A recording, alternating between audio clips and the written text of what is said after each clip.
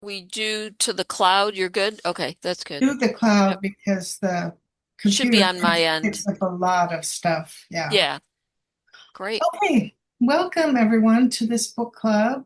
And we're going to be talking about Susan Tweit's book, Bless the Birds. And we have a privilege of having the author here with us today. So welcome from Colorado, Susan Tweit.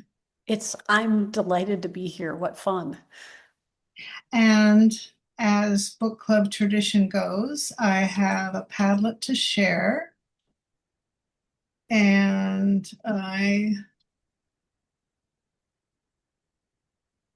here we go. Is everybody seeing the Padlet? Good. Okay. So we talk a little bit about what is a memoir and what comprises a memoir. And then we go from there with some of Susan's inspiration to write the book, some haiku she includes in the book, and we'll talk about why that is. And then we have some readings. She selected some readings from the book that she'd like to share with us. And then we'll close the hour talking about cultivating terraphilia and about Susan's other work. So I will start with an author's note that Susan wrote about Bless the Birds. This book is a memoir, meaning it is my story, mined from recollections, supported by data from journals, blog posts, and medical records. I've done my best to be accurate and to portray the people and events involved truthfully. I recognize truth as a slippery concept, given that our brains revise our memories to suit our internal narratives. Hence this caveat. This is my take. Others may remember these events differently. I think this is especially true, Susan. What do you think? Because you write about a very emotional time for many people. And I think when our emotions are heightened, our perceptions can really differ more than in a more left brain situation. I think that's true. And I also think that in a left brain situation, we revise our memories to suit the our perspective on the world. So I think we always the truth in remembered things is always a really slippery concept.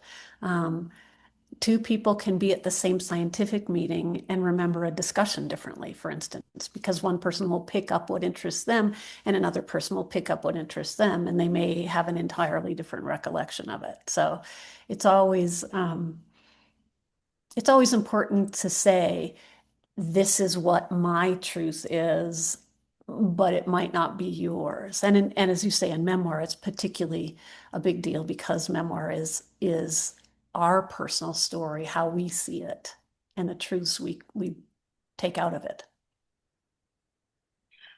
And some people might wonder what's the difference between a memoir and an autobiography?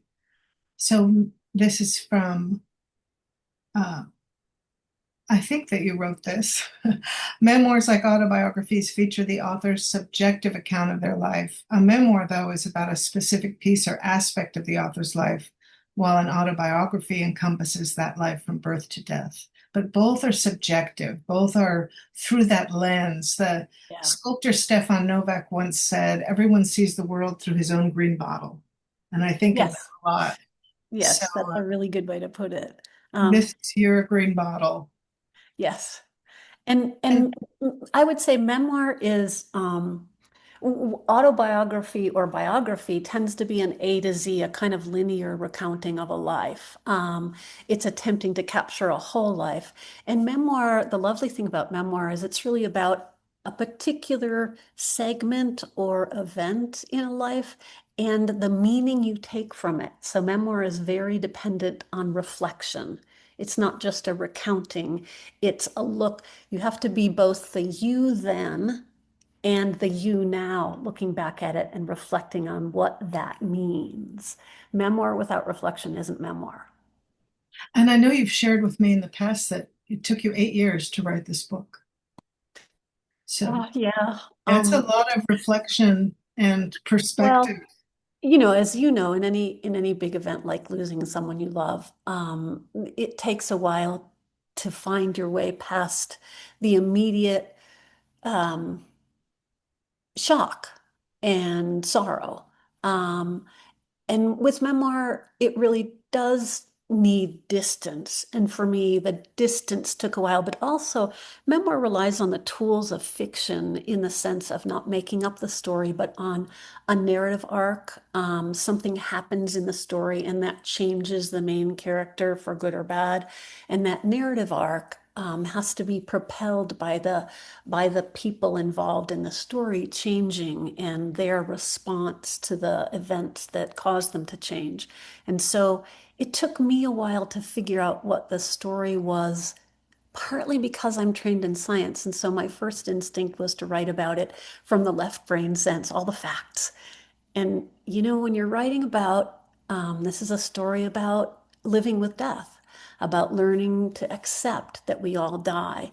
And when you're writing about that, there's a lot of medical details you could clutter the story with. And those really aren't the most important thing. The most important thing is that central tension of how do you deal with helping the person you love through their death, which is really what the story is about. And how do you accept that that's a part of life, that we all will die eventually? And how do you rise to be your best self? Well, that's not about the how many MRIs there were, brain scans there were. It's not about those kinds of details. It's about how did the people become the people they are and how did they deal with this crisis and change through it. And the narrative arc covers uh, your experience with your husband, Richard Cave, as he was diagnosed and then lives with and finally passes from brain cancer. And embedded in that is like a subplot or another aspect of the plot of your mother's journey of Yeah, um, failure to thrive, let's say, and dementia, and yeah. kind of passing within that. So while you're working through the cancer story with your husband, you lose your mother to those things. So it is a complicated plot within a plot. And then the framework. So let's make this really complicated. This is called a braided memoir when you do that. So the chronological story begins when my husband sees bird hallucinations and we discover he has brain cancer. And over the course of his 2.25 years of living with glioblastoma, which is grade 4 terminal brain cancer, my mother begins to die. And I midwife both of their deaths, a word that I wouldn't have thought to use for death until a friend suggested it. And it's really apt. I helped them through both of the deaths they wanted at home. I was there actively doing all the things we do when we're taking care of a dying person. Um, but to find the story in that chronological series of events, to find the narrative, I ended up using the framework of the belated honeymoon that Richard and I took in the month and a half before his death. We set off on a 3-week journey from our home in Colorado to the Pacific coast and drove the whole Pacific coast from Washington to Central California and back. A journey that we had never taken a honeymoon. We were grad students when we met, and he was already a dad, and we never had both money and time at the same time. And so we set off, and I'm laughing because nobody in their right mind would do this. We set off, me driving and being nurse and caretaker, set off on a 4,000-mile, 3-week journey through the American West by road with a guy whose right brain was no longer really operational, but he had a great time. He could barely walk, couldn't control his bladder, um, and had a marvelous time. And so that journey is the framework that the two interwoven stories happen within. Um, each chapter begins with a mileage and a day and a place to set and a little vignette from that road trip. We called it the big trip. And it was absolutely insane. I mean, no one should do that.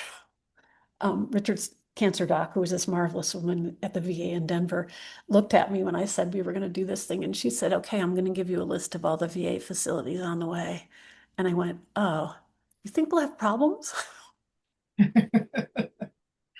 I, Yeah. I I really appreciate how you do organize the chapters, and well, the whole book is contained in the idea of this road trip. Each chapter starts with the odometer reading and the place, and then the vignette, the plot of what's going on. And then you transition in there to, I think you call it a nugget or a gem that relates to something about caring for the earth and the earth nurturing you that gets to an important theme in the book. Can you talk a little bit about the bridges you make to those themes and what that's about for you? I think one of the tricks in memoir is transitions, if we're going to get nitty-gritty about structure and writing and all that stuff.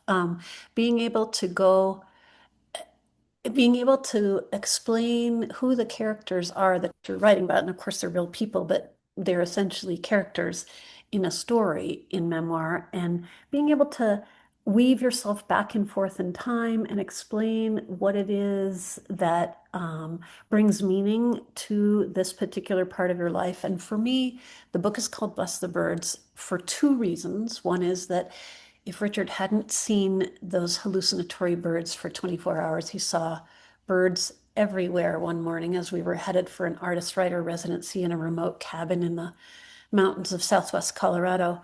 He saw little birds on every blade of grass and every bird's cheek by jowl and every barbed wire fence and big birds on the rims of distant mesas, and they were all hallucinations. And so we didn't go in the residency. If he hadn't seen those birds, we would never have known that he was experiencing massive swelling in his right brain. And he would have died within a couple of weeks, and I would never have known why. He would have just been gone, just like that. Um, and as it was, he saw the birds, and that allowed me to convince him to go to the doctor, and that took us to the VA hospital in Denver, and we found out he had brain cancer. Um, the other reason for the title is that birds were a real thread in his life and mine. I grew up with bird watchers. I'm a botanist, probably in defense, because plants don't get up as early and they hold still when you want to learn who they are. Um, but birds have been a big thread in both of our lives, and they were part of our appreciation for this earth and the sort of connection with nature we had in our everyday lives. And so I bless the birds because we both stayed connected with nature through this journey, and that's what kept both of us caring and compassionate and sort of sane people in a journey with death. Richard was 61 when he died, and I was 55. No one, he was an incredibly healthy person, hale, hearty, muscular, worked with stone. He was a sculptor, um, and no one would have expected him to ever be ill. And so having a daily connection with nature bolstered us through that journey. It gave both of us a sense that there is still hope in the world, even in the hardest times, that there are still reasons to live, even when you're dying, that you can still get up and find small joys and blessings every day.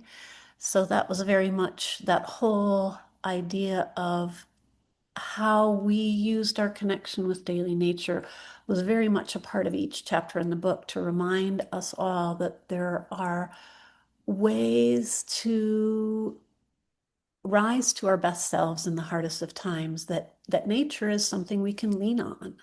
And so there was always, in each chapter, there's some nugget about nature, whether it's about a bird or a plant or whatever, that relates to that particular chapter, where we are in the journey, how we got to be the people we are, and that could take that journey. Does That that answer the reminds question? me. Yes, yes, it did. And it's just wonderful to speak to you again. It's been a couple months, and I just love the way you wrap ideas around the words and vice versa. And what you were saying reminded me of this Rainier Maria Rilke epigraph, that one of the ones you use at the beginning of the book. I'm not saying we should love death, but rather that we should love life so generously, without picking and choosing, that we automatically include it, life's other half, in our love. When I ran across that quote randomly, and I can't remember where, but it's from a letter in a book of his letters. Rainier Maria Rilke was a young German poet who I didn't realize until very recently was first a soldier, and his poetry came out of his war experiences. It's a brilliant, brilliant poet. And when I ran across that quote, I was just stunned because I, as a person who's trained in the natural sciences and has spent a lot of time doing field work in botany, studying ecosystems, death is a part of how I think of life, but I hadn't had the words to articulate why. And that quote just really encapsulated it for me. The idea that we as Westerners, as a culture, are afraid of death. We spend billions of dollars every year pretending we're younger than we are, making ourselves look younger, you know, pretending that we'll never die. We do all sorts of ridiculous things to ward off death, which is a natural ending for our physical bodies. It's part of how we recycle back into the earth. It's where our nutrients go to make space for new lives, to liberate the materials for new lives. But as a culture, we're terrified of it. We don't want to die. And Rilke's words just really encapsulated for me how no, you don't have to love death. Of course, no one's going to love death. It is not. And I can tell you by experience that being with someone through their death is not necessarily a really easy thing. It's not just you stop breathing and it's all over. Um, it can be grueling. It can be painful. There's all sorts of reasons to not love death, but to deny its existence is to deny our lives, really.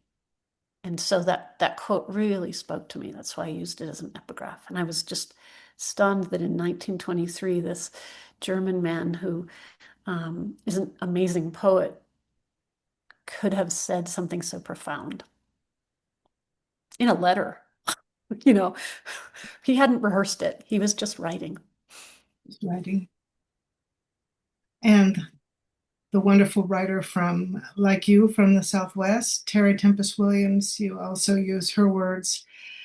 I pray to the birds because they remind me of what I love rather than what I fear.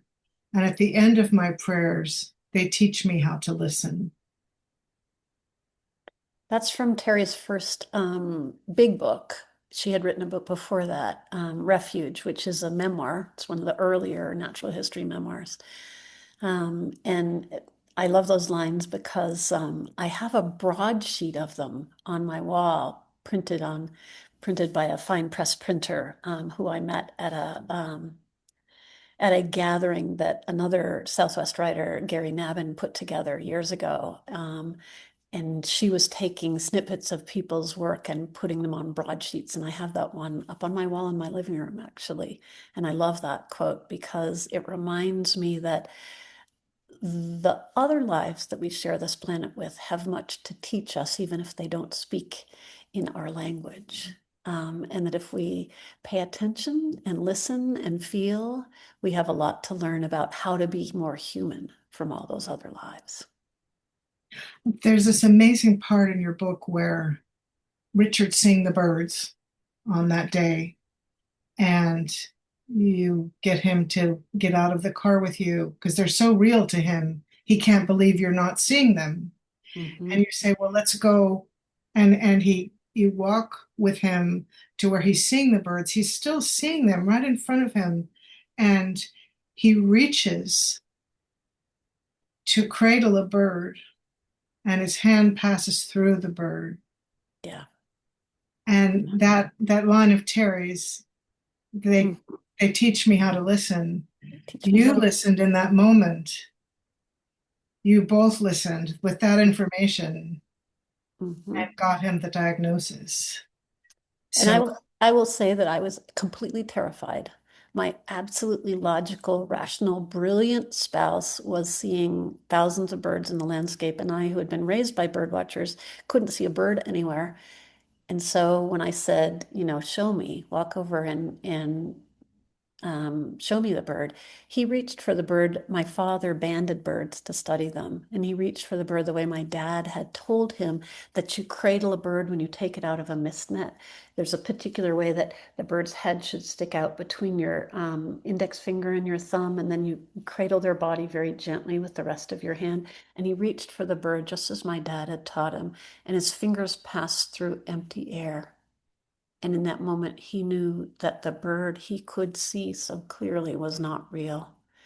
And he was part Cherokee Chickasaw and had beautiful cherry wood colored skin, and he turned absolutely ashen pale, something I'd never seen in my life. And he leaned on me. He was about 6 inches taller than me and outweighed me about by 60 pounds. And he leaned on me with his whole weight. And I was absolutely terrified. I mean, our life as I knew it, I didn't know what was going to happen then, but I knew that in that moment, I felt in that moment that our life as we had known it had just taken a turn that was going to take everything we both had.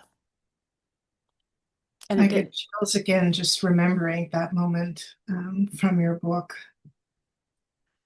Yeah. So,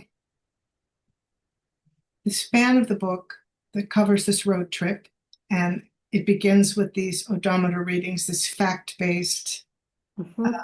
numbers place, and it usually ends or near the end, you have a haiku. I put haiku-ish here because you take some liberties with the exact syllables, but basically they are haiku as far as I'm concerned. And so you end with this more poetical, expansive, right brain uh, idea as sort of a counter bookend to the odometer reading.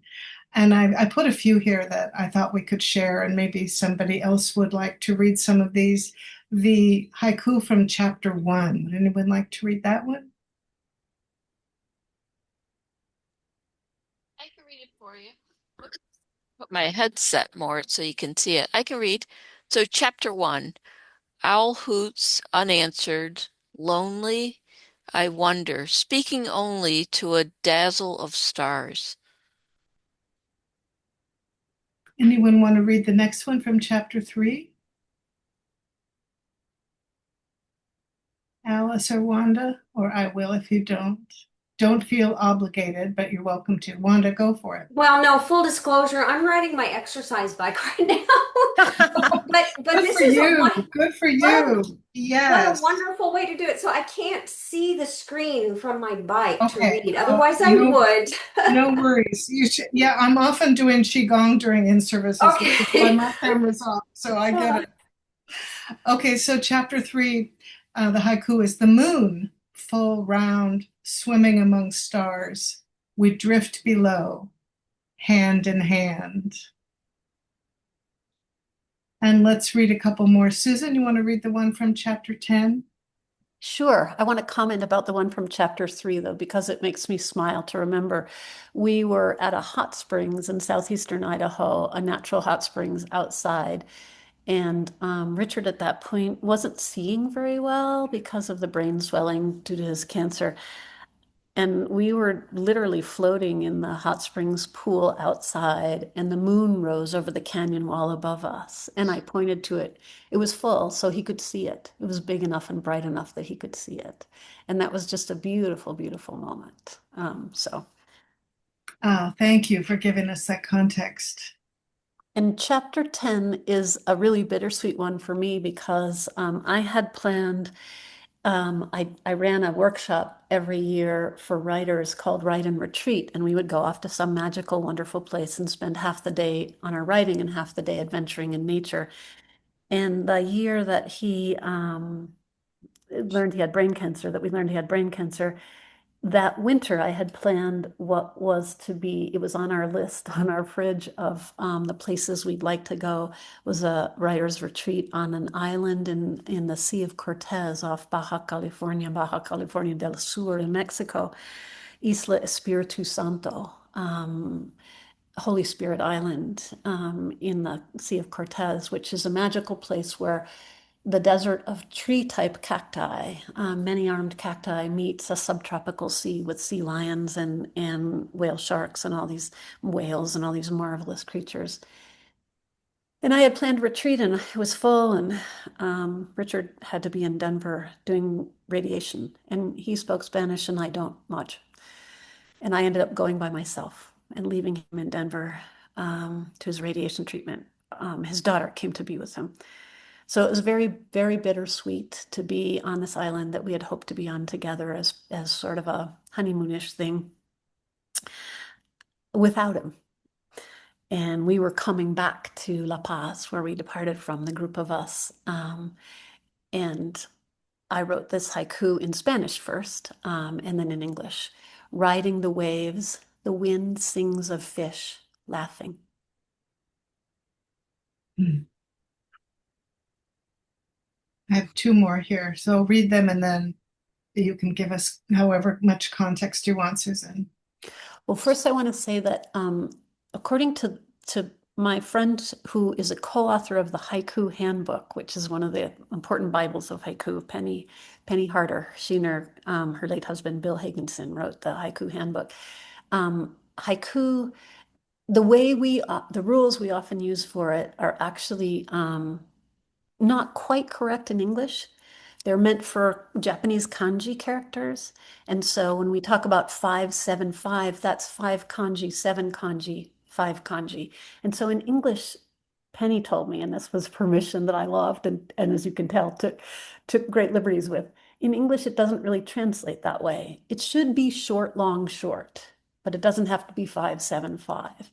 And I, of course, took liberties then with the short, long, short anyway. But so I Oh, that's stopped wonderful. I syllables. did not know that. Thank you for teaching me I something. didn't know either, and I was fascinated because I learned haiku in grade school, and it was very rigid.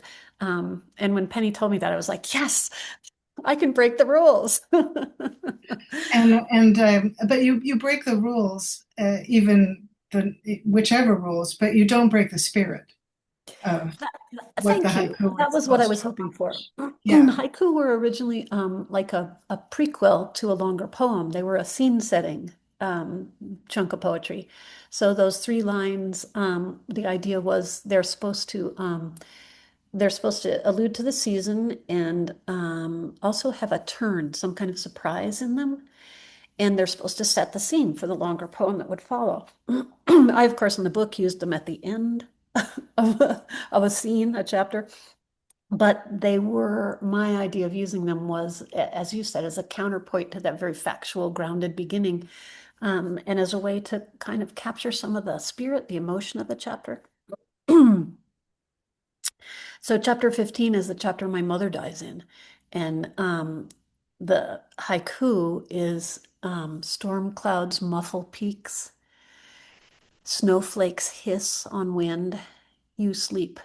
And it would be life fading, not Oh, facing. sorry. Um, that's the kind of typo I always do and can't see in my own work. Um, I'm But terrible at live proofing facing my own has work. an interesting Well, yeah, meaning. yeah, it does. I mean, that's a what do you call that when you use a word that you didn't mean, but it has there's a word for that. It has a another meaning that's also useful. So yes, life facing. In as I was writing that haiku, I was actually sitting with my mother's body after she died early in the morning on a very, very bitterly cold February morning in Denver. And I was facing her life and my life. And her life had faded by then. So my mom was an early riser always, and she chose early morning to die. She did not want to disturb my dad, who was still sleeping. She was sleeping in a hospital bed next to him. And my dad remembers that he heard her say something and he almost woke, but didn't quite wake. And then when he did wake later around 7 o'clock, um, she wasn't moving. And he touched her and he wasn't sure if she still had a pulse. He picked up the cell phone and called me. I was staying down the hall with Richard. Um, and I came racing down the hall in my PJs and I felt her wrist and she was warm, but she was gone. And by then my dad was in the kitchen pouring his orange juice and thinking about breakfast. Um, ever the practical Norwegian Scots guy, food was next. Mm. So I sat with mom and wrote that haiku in my head. Storm clouds muffle peaks, snowflakes hiss on wind. You sleep. life fading. Mm. And the last one I picked, and I really picked these at random because I could have put all 20 something and we would have just done haiku. So these aren't the best, these are just random. Spooned in bed, stars wheel in night sky, spring sprouts in our hearts. In our bedroom in the house that Richard built for us but didn't finish, he was a sculptor. There was always something more interesting to do than things like interior doors and trim and um, finishing the bathroom and stuff like that. But in the bedroom, our bed was under a skylight in the roof so that I could watch the stars at night when I couldn't sleep. And that was written after my mom died and we were back at home.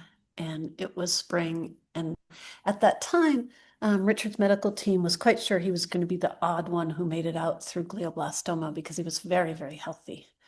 And then came brain swelling and 3 more brain surgeries, making a total of 5. And he didn't end up making it. But at that moment, spring was really sprouting in our hearts. Thank you for giving us the behind the scene context for those haiku. And it's very effective in the memoir, the way you do begin with the odometer and then have this as a synthesis, really, of what the plot and the setting and the characters and all of those elements have shown us in the chapter, and then you distill it down to these beautiful haiku. So we have here 4 selections that you will read just a few minutes each, and I'm not sure we'll have time for all of them. So what one would you Probably like to not. start? I would like to start with the beginning because I like to start there in the book. And part of it is a teaching thing. Since I teach writing workshops, I'm always thinking about my writing in terms of what it can teach. And one of the things I want to say about memoir is that I think the best memoirs are a combination of the authors. Well, I shouldn't say the best memoirs, but I think one thing that's very effective in memoir is when the author is able to go from get kind of the narrator voice, setting, where you are, the dialogue and that kind of thing, to both an expert voice, which in my case would be some science about whatever's happening, whether that's neurology or botany or whatever, to the reflective voice. And this segment at the beginning of chapter 1 really shows that well. It also shows something else that we often do in memoir, but not always. And that is you would never, well, that's not true. You would do it in fiction sometimes. It gives away the end at the beginning because there's no point making it a mystery. He's going to die. And the book is about how we deal with that, how we live with that. So, chapter 1, day 1, odometer reading 182 miles. Richard opened his eyes as I slowed the car for the turn to the gravel ranch road. I lowered the windows. Remember when we used to crank the windows down? When writing this book, I had to remind myself that now you press a button. I lowered the windows, letting in the rich smell of new mown hay, along with a distinctive throbbing call. Krrr, krrr. Sandhill cranes. A smile creased Richard's tanned face. He reached for my hand. I'm a lucky guy. The man sitting in the passenger seat next to me had moon face. And I want you to notice the voice there. I was just narrating. And I'm about to change from that. I'm about to go to a more almost expert voice. I'm taking you back from the immediate action to something else. The man sitting in the passenger seat next to me had moon face, the high cheekbones and chiseled profile gifted by a Cherokee Chickasaw ancestor, now rounded and puffy, a symptom of the steroids that controlled swelling from a growing brain tumor. His deep-set hazel eyes protruded. His muscly chest was soft, but when I looked at him, I saw only the mile-wide smile joyous and tinged with mischief, the same smile that had captivated me when we met some 29 years earlier, the smile that lit up everyone and everything around him. I felt a rush of love, a flood of oxytocin, see, there's the science, that excited and terrified me as much as it did when I first became his lover. Now I was his caregiver. He had terminal brain cancer, and we were setting off on a 4,000-mile belated honeymoon journey because our time together was short, because we were determined to live every moment. Scanning Richard's face, I was searching for grace. Okay, here comes the reflection, which to me is the ability to embrace life with a combination of balance, harmony, and beauty, the ability to be present, hearts open, even in, especially in, the moments when our hearts want to flinch, freeze, or turn away. When all seems lost, the wounded bird dies in our hands, the strayed child is not found safe and sound. The light of life on this animate planet flickers, as if to fade out. I swiped at tears with the hand that should have been holding the steering wheel and drove on toward the ranch headquarters, a cluster of white painted wooden buildings. I parked in our usual spot under the spruce tree by the bunkhouse. I'm going to haul our stuff upstairs. I can help. Richard pulled his 6-foot length slowly out of the car and then reached behind the seat for his briefcase. I grabbed our duffel, the box with his medications, my briefcase, and his pillow. We walked across the lawn and into the historic ranch house. I turned to go up the narrow stairs to the bedrooms. Richard stopped. "You go first," he said. Uh-oh. "Richard can manage the stairs, can't he?" Betsy, the facilities manager at Carpenter Ranch, had asked when I called about our stay. I relayed the question to him. "Of course." His voice carried the confidence of 61 years of having inhabited a muscular and appealingly male form. The voice of a man who could free climb a cliff, sculpt a 1-ton boulder, or juggle 3 balls while balancing on one leg. A man who could bound up that steep flight of steps, carrying our mound of gear. His sense of self hadn't changed, but his abilities had. This Richard froze at the bottom step, his tumor-impaired right brain struggling to make sense of how to ascend. I stopped at the top, arms loaded, watching with a stomach-churning mix of horror and fascination, compelled to witness the effects of the disease I could not stop. Finally, he reached for the handrail and took the steps slowly, one at a time, like an old man. When I was a child, and here's the reflective voice again, I knew love when Mom reached for my hand to help me up a steep bit of trail, or when Dad carried my knapsack once I tired. When my brother Bill, 2 years older and more popular than me, let me tag along. Love showed in my Granddad Milner's quirked eyebrow and dry banter when I challenged him at chess, and when he never let me win. I understood love as a partnership based on deep respect and affection. Now love meant fearlessly supporting my partner, the strong guy who still held my heart in his shaky hands. I appreciate the way you wove your teaching into your reading of that and really makes it clear how you've woven the narrative with the reflection in a way that readers would not even be conscious of necessarily.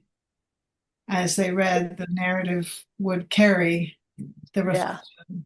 thank you. If they were conscious of it, I would figure I hadn't done it right, right? You know, we want that to be subconscious. We want it to be just a natural part of how the story unfolds. So, what I'd like to do, Susan, is to perhaps go back to another reading, but I want to make sure we do justice to these last 2 columns because I know that cultivating teraphilia and your current work is very important. And I want everyone to understand what this is. In fact, teraphilia, the word itself, you and Richard made up as part of a project you did together at, was it the Denver airport? Yeah, it was part of an art exhibition that we were invited to participate in. The exhibit was called 33 Ideas. 33 for the 33 display cases on the sky bridge between the main concourse and Concourse A at the Denver International Airport. And each display case was to be the invited artists and writers, in my case, were invited to propose an idea related to Colorado or the West somehow for each display case, and then make an exhibit to fit into it. And when we got the prospectus for the art show inviting us to propose an entry, we were in Denver temporarily for Richard's radiation treatments for his brain cancer, and he was struggling it was the holidays, the winter holidays, and he was struggling to deal with the whole idea of brain cancer and wanted to be at home in his sculpture studio working. And I, of course, wanted to be at home. I was a freelance writer then, making a living and working on the deadlines I had, but we weren't. We were in Denver in a strange place, living in a strange house with other people. And he was getting daily radiation treatments to the brain. And so I was searching for something to raise his mood. And I remembered this invitation to participate in this art show. And I read it to him one day after his nap, and radiation wears you out. And he looked really sad. He said, there's a time when I would have loved to participate. And I said, it's okay, I can take the lead. Let's think of a word that relates to both of our work, my writing and his sculpture work. And we had never really collaborated before. And he said, okay. And we brainstormed some words and none of them stuck. And then as we were brushing our teeth that night before bed, he looked over at me with no preamble and said, he was really brilliant. And sometimes I couldn't follow. He said, terraphilia. And I looked at him and he said, terraphilia, like biophilia, but with the earth itself, not just loving the other lives, but the earth itself. And I nodded and I tried it out to see how it sounded, and I liked it. And we went hunting for it. I went hunting for it on the internet the next day and found it used only as a technical term in landscape architecture and some professional papers. And so I felt free to define it for us. And that became our word that defined our entry to the art show and it ended up being our case in the exhibit at DIA for about 6 months the next year. And I defined it as an intrinsic affection for and connection to Earth and the planet's web of lives, human and more so. And then I added to the definition, without this deep bond, we are lonely, lacking, no longer whole. And for me, that really encapsulated the work that had driven both my science and my writing and my whole life. I believe I work to reconnect people with nature on a daily basis because I believe we're not human without that connection. And that in fact, a lot of the ills that we are dealing with right now, the greed and the anger and the anguish and the divisiveness are related to our disjunctness from the living world that is our home. And so that word became sort of a touchstone for us as we journeyed with Richard's brain cancer. And afterwards, as I picked up the threads of my life after he died, and it took me quite a while to come back to terraphilia because I was deeply in medical debt and I had to work out of it, and I was dealing with grief and all that stuff. But I kept coming back to this idea of terraphilia. And a couple of years ago, I started a Substack newsletter, and I call it Cultivating Terraphilia because its purpose is to allow me, a scientist, to talk about my emotional, spiritual, and physical connection to nature and why it's important to each of us on a daily basis. So I write about that in a newsletter based on Substack called Cultivating Terraphilia. And I do believe I have the link for that somewhere. Maybe not, but It's really easy to find if you just search for my name or yes. Cultivating Terraphilia. And there's a free level too. So yes, you can there's no subscribe to it paywall. without paying. It's Yes. actually, if people want to support me by paying, that's great, but I consider it part of my mission in life to reconnect all of us with nature. There's a whole growing field of research that shows all the benefits of vitamin N, as some people call nature exposure, that it range from helping us focus and concentrate, to lowering to the practical physiological things of lowering our blood pressure and blood sugar and helping us um, make better decisions, clarifying our thinking, encouraging self-compassion and compassion to others. So by just being outside for, I think the current research says 20 minutes a day in the more natural spot better. City streets don't work as well as a park. The wilder corners of a park work best. Say 3 times a week, we have we experience this whole range of physical, physiological, emotional, and intellectual benefits, and spiritual, I would say, benefits from reconnecting with nature. And it's free. And that's why it hasn't become a popular therapy in Western medicine, because you can't patent it and sell it for money. Excuse my cynicism. But my personal mission has been to teach people how to do that on an everyday basis.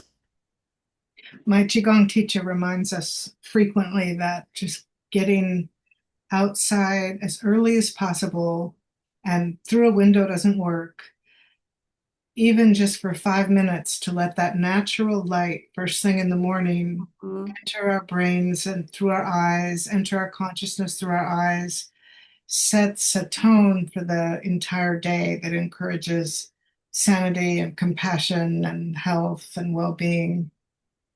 And Um, I would add to that, with all due respect for your Qigong teacher, through a window does work if that's all you have.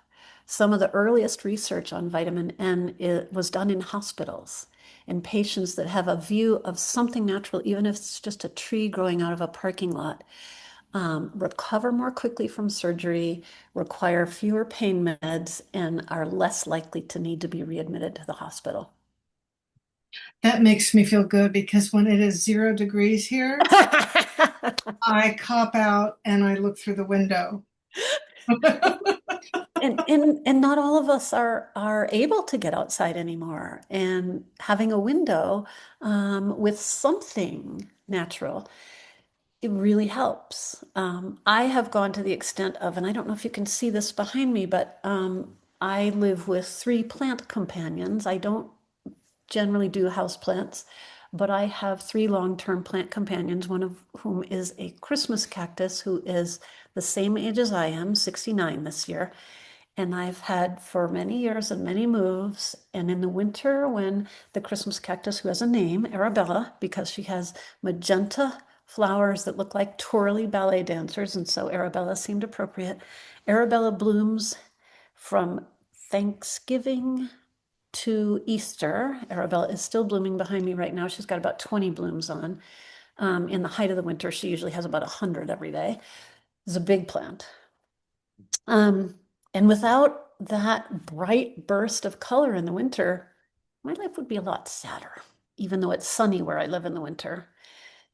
It's just having that life going about their life that reminds me of the miracle that it is to wake up breathing every day. Yes. I want to make sure we save time we're going to look back and then look forward here. So this book, Bless the Birds, is your 13th book. And Mm-hmm. I'm going to load this. Here is your selfie shelf, a shelf of your books. And so you've written a memoir, Walking Nature Home, A Life's Journey, Barren, Wild, and Worthless. That's a provocative title. Living in the Chihuahuan Desert, Pieces of Light, A Year on Colorado's Front Range, travel books, Colorado Scenic Byways, Colorado Less Traveled, and the San Luis Valley, nature essays, Barren, Wild, and Worthless, the San Luis Valley, Seasons of the Pacific Coast, Seasons of the Desert, and Pieces of Light, gardening books, the Rocky Mountain Gardening Survival Guide, nature guides, Meet with the Wild Southwest and the Great Southwest Nature Fact Book, and young adult books, Meet the Wild Southwest and City Foxes, as well as a nature journey journal, Pieces of Light. And here are the covers of all those books in an incredible list. When people ask me what I write, I tick them off on my fingers. Nature, memoir, travel, gardening, kids. And they look at me like, because I don't pigeonhole well, as you might guess from what I talk about. And I have a new book coming out, which Oh, I'm go very ahead. excited about. And that This is, book 14. I want to yeah, make sure we get to talk about this. And let's see when it is. I'm looking at my calendar here. On October 15th, you will be on my podcast talking yes, about this book right when it comes out. I'm thrilled about that. It's Me too. actually due Me too. date is October 21st. Earthbound, and you can't tell from the cover, but Earthbound is it's my coming out as a scientist, essentially. Um, Earthbound is about nature and spirituality. It's a small book. It's 6 by 6, and it's full of my nature photos and 52 weeks of non-religious devotion. So a very short, I would call it a homily in appreciation of my friend, the Episcopal priest, a very short homily and then a practice for each week of how we can reconnect to nature. And they range from drying our clothes on clotheslines, the practical stuff, instead of using a dryer as much, to celebrating this turning of the seasons in the year, ways to celebrate that, to oh gosh, I don't have them all in my head right now. I did write the book. But it's 52 weeks of ways to reconnect with nature and short inspirational and scientific homilies. There's a homage to water.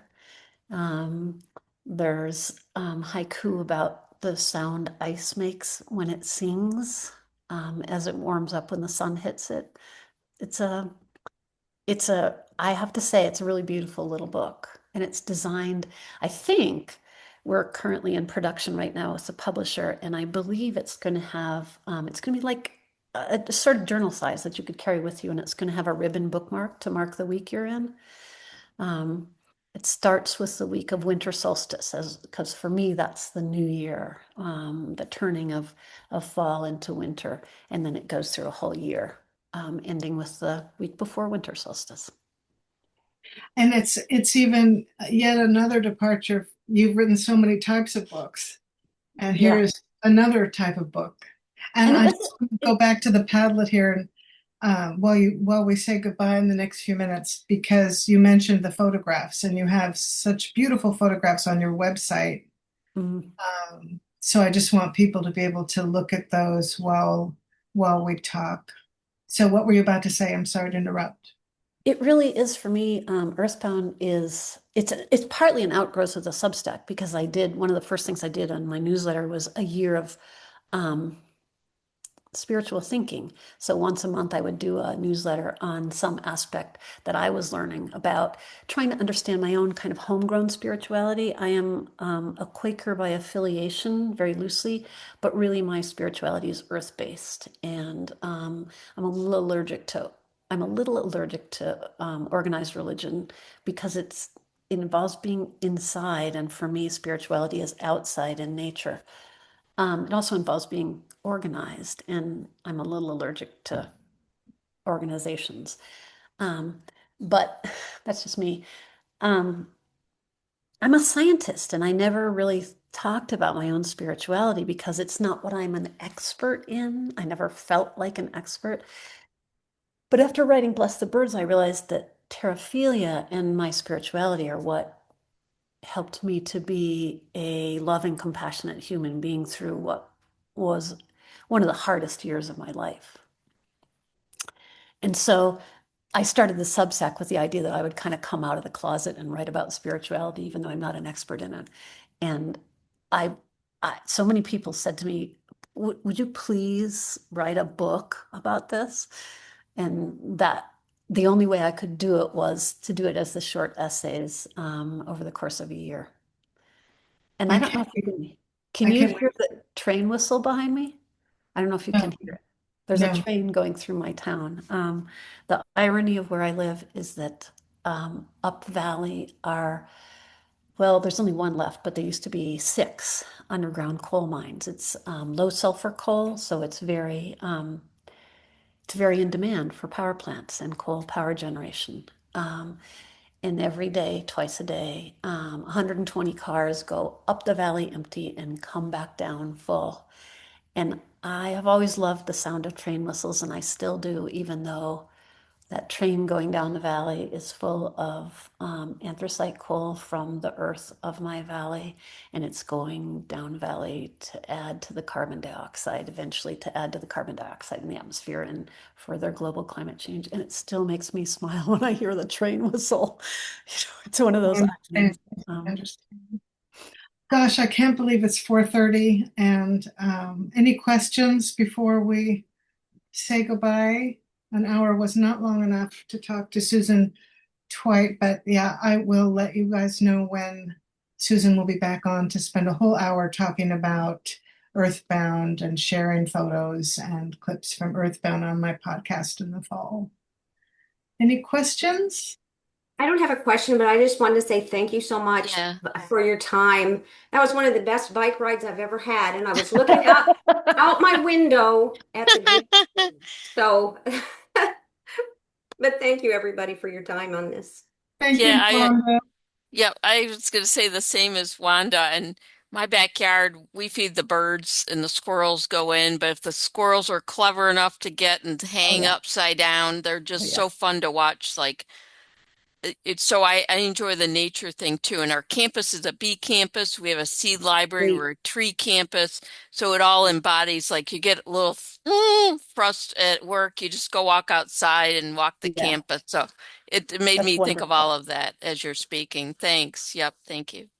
That's I wonderful. was so thrilled when I was hired by Washtenaw to know that there was a sustainable literacy task force and the work it did, and Students for Sustainability is a part of that. So it's a very, we have a food forest. It's a very green scene. Wonderful. That's great. That's great. That's hopeful.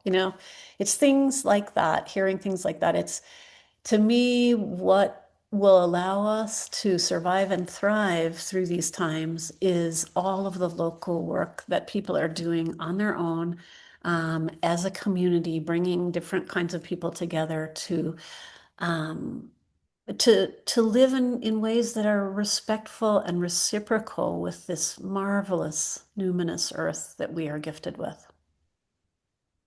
Wonderful words to end by. Susan Tweit, thank you for your time today and for your book, Bless the Birds. And I'm so glad that I've gotten to know you.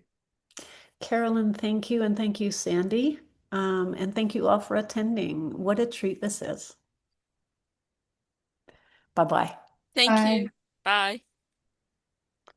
Thank you. It was great. Really. No, thank you.